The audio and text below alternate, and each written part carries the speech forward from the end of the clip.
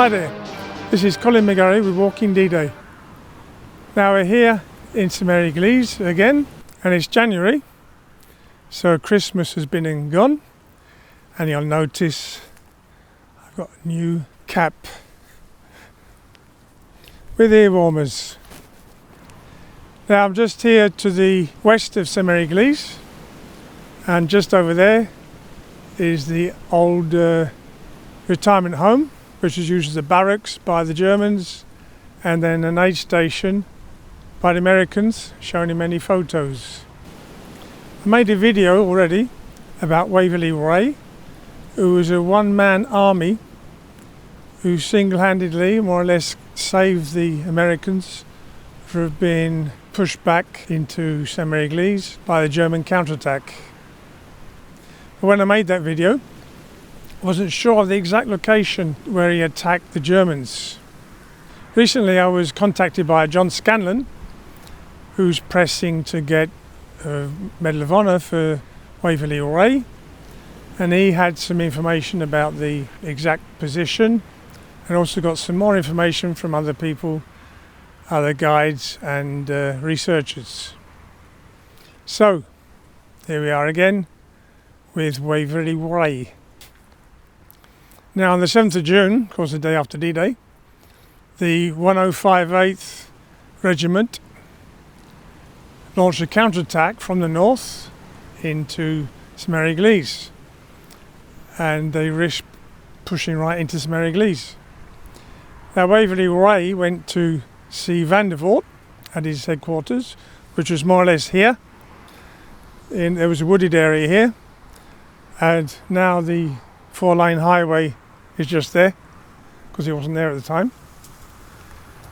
And he asked for some help from Vandervoort. Vandervoort said there was no more help coming, and he said he should go out and reconnoitre and see where the Germans were. So Waverly Wray set off from Vandervoort's HQ into Ste Mere eglise, past the retirement home, aid station, and went eastwards to reconnoitre the German positions. So he came up this road to cross over to where the aid station was, and then he went to the left and turned right. And the Germans were coming down this road from the north, from the Sherbourne direction.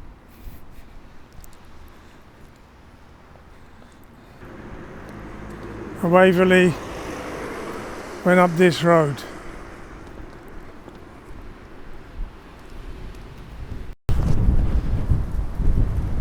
Now that part of the road has changed a lot. Those houses wouldn't have been there, but Wray would have gone up here along this lane.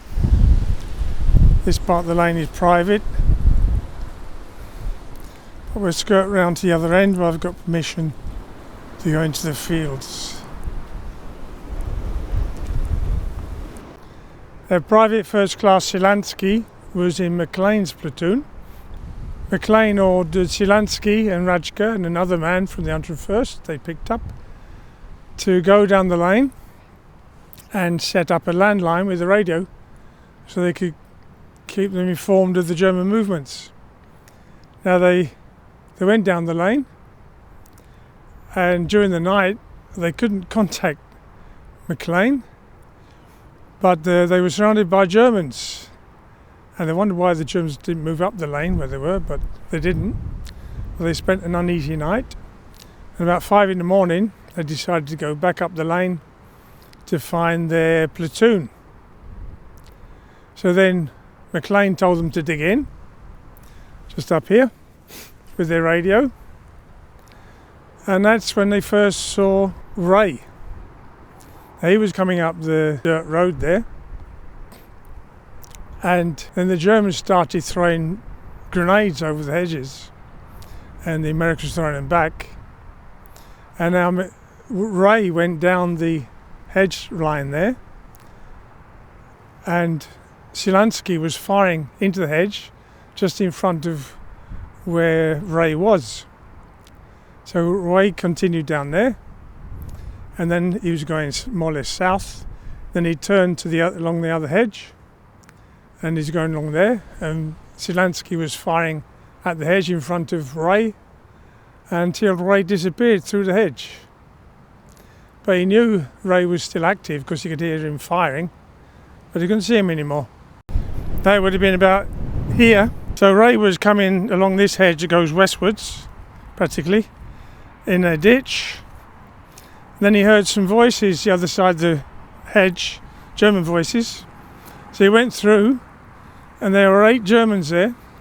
He said, "Hand hock!" And they all put their hands up except one, who went for his gun. So Wray shot him in the head.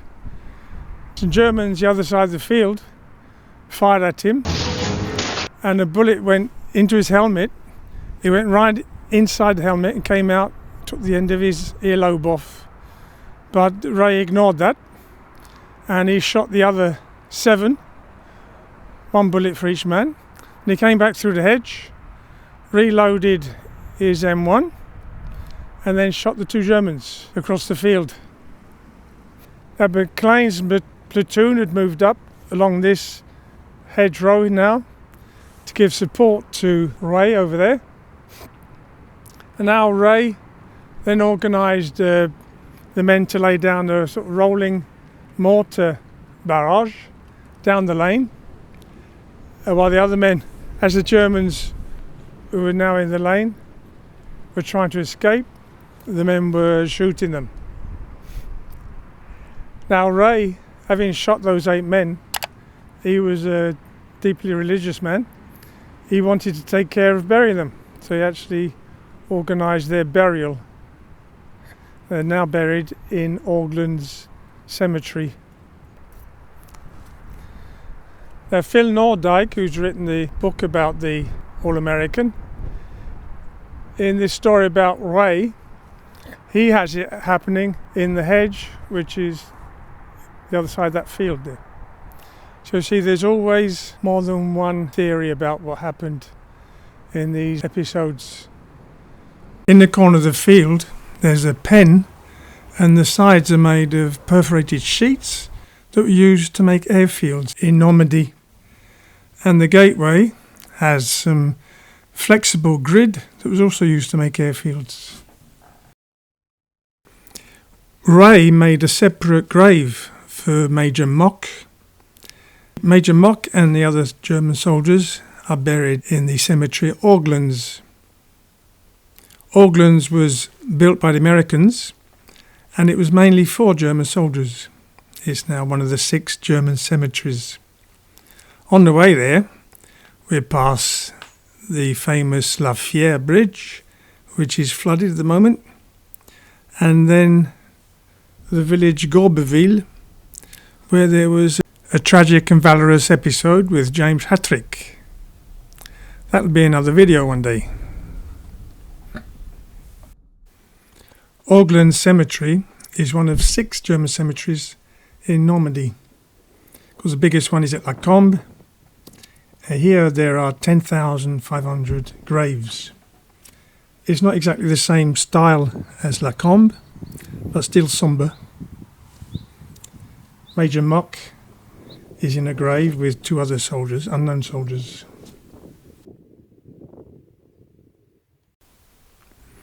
Wray was awarded the Silver Star for his action, but he died 5 months later in Nijmegen.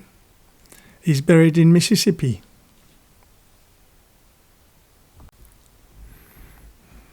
Here are some more videos that might interest you.